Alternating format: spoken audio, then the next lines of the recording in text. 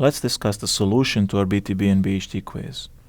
We have a BHT that has 16 entries and it's a 1-bit predictor. Each of the entries is a single bit that tells us what the last outcome was, and initially they start all at predicting not taken. The question was, how many mispredictions do we have for each instruction? Initially, the BHT says not taken for all of the entries, and we have already seen that the BHT entries that we will use are all different, so these branches and other instructions are not going to interfere with each other. Each of them just uses its own BHT entry. Because the initial prediction is not taken, and this is indeed not a taken branch, we have 0 mispredictions here, same here.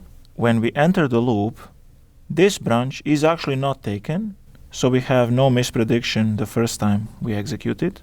This instruction here is predicted not taken the first time.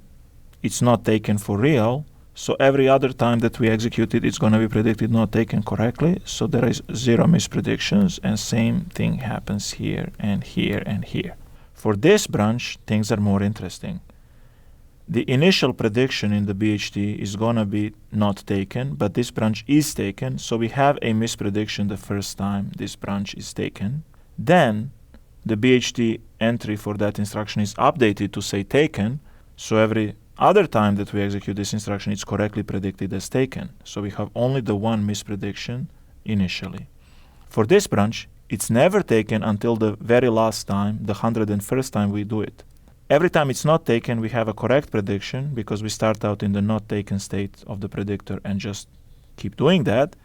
The last time we need to execute this branch, it is taken, and the last outcome that we have seen was not taken, so there will be again a single misprediction here.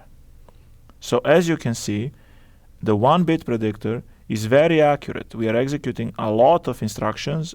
This one is done 101 times. This one is done 100 times. These are done 100 times each. So for what amounts to more than 600 instruction executions, we only have 2 mispredictions. This shows that the 1-bit predictor really works well for things like loops that execute many iterations. However, we will see later that it doesn't work well for some of the other things, like for example loops that don't have many iterations or if then else's.